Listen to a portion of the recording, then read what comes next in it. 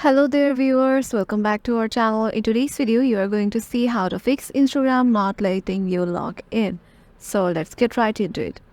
Head over to your Instagram app to your web, and when you go to Instagram login or www.instagram.com login, and there you can see your Instagram. If it is already logged in, you can find it in your app, or if you want to do it with your current website, you can also do it.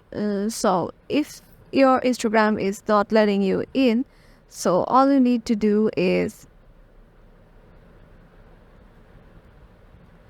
head over there, and sometimes if we just put our email and like password, Instagram doesn't let us log in.